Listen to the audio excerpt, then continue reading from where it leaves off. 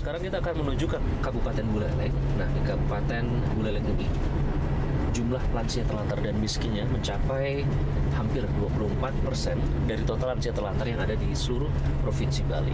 Kalau kita bandingkan dengan Karangasem, ini termasuk kabupaten yang paling miskin. Di Bali itu jumlah lansia terlantarnya saja tidak sebanyak yang ada di Kabupaten Buleleng.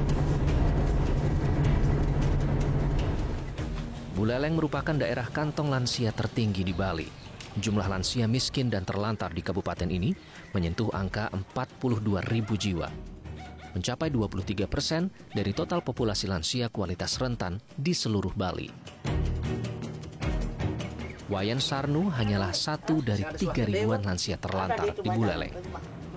Nenek usia 80-an tahun ini sudah cukup lama tinggal sendirian di Dusun Marga Garuda, Desa Pejarakan, Buleleng. Rumahnya di sini, Bli? Oh, sebelah sini. Iya. Neneknya di mana, Bli? Iya. Neneknya? Si sehat. Oh, Sehat ya. ini ya. Dadong. Namanya Dadong, panggilannya kalau di sini. Sarnu ya. Dadong itu nenek. Dadong Sarnu namanya. Dadong. Nek, Ini. Kan ini Pak Iqbal dari Jakarta. Saya Iqbal dari Jakarta. Meski lanjut usia, Dadong Wayang cukup gesit. Ia terbiasa menghidupi dirinya sendiri. Ibu sekarang sendiri berarti? Iya, sendiri. Keluarga? Punya anak satu, 5 anak meninggal. Oh, kenapa Bu? Kene kada gede. Si kecil dah meninggal. Wayan umurnya berapa sekarang? Hah?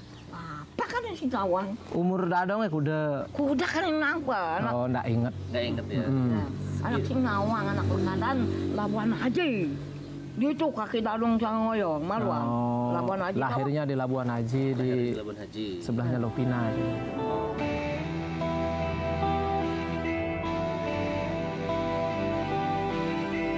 Ya, kalau ini adalah rumah dari Ibu Wayan Sarnu. Ini adalah bangunan utama. Kalau kita lihat, ini sekilas dindingnya dari apa ya? Biasanya disebut gedek gitu. Dan atapnya juga tadi saya lihat sudah beberapa berlubang. Jadi beliau bercerita kalau pada saat hujan ya bocor gitu. Tapi dia merasa ya saya sudah nyaman tinggal di sini sesuai dengan standar kenyamanannya dia. Nah, kalau dari bangunan utama sebelahnya ini adalah dapur tempat Ibu Wayan memasak. Bu Wayan lagi masak sekarang. Nah, itu dapurnya di sini. Nggak jauh dari dapur. Ini kalau tadi Bu Wayan bilang tempat dia cari angin gitu istilahnya. Kalau di bangunan utama dia merasa panas, kemudian Bu Wayan ke sini untuk beristirahat, cari angin sama peliharaan, ada anjing di sini. Dan tidak jauh dari tempat Bu Wayan istirahat, ini adalah toiletnya. Kondisinya seperti ini.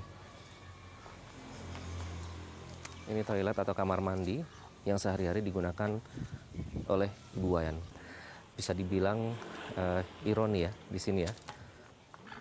Karena semua Ibu Wayan ini melakukan sendiri. Contohnya ini. Ini adalah kayu bakar yang digunakan untuk memasak di tungku tadi. Kayu bakar di mana setiap hari Bu Wayan itu mencari sendiri kayu bakar ini. Jumlah lansia yang hidup dalam rumah tangga miskin cukup banyak di Kabupaten Buleleng. Dari 42 ribuan lansia yang ada, sedikitnya 38.000 orang hidup dalam rumah tangga miskin. Faktanya, jumlah lansia terlantar di luar panti berlipat kali lebih banyak ketimbang yang hidup di panti. Mereka memilih tetap tinggal sendiri, mengurus dirinya sendiri.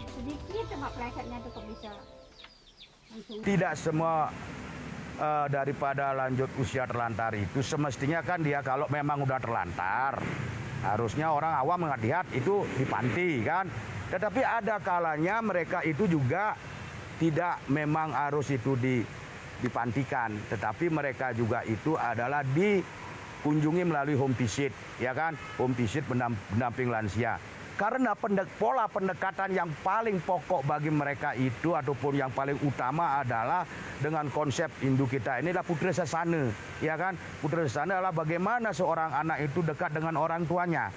Ini yang paling pokok ataupun keluarga di panti. Jadi tidak semua ketika mereka itu mau. Ada kalanya kita tawarkan juga nggak mau kan, nggak mau. Pertama satu karena ya takut meninggal biasalah, karena di sini di Bali kita kan percayaan dia punya tempat untuk sembayangnya.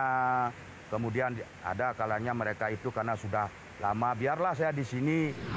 Sebagian besar yang kami temukan tuh sebatang kara. Jadi tinggal betul-betul sendiri dan mengusahakan hidupnya sendiri.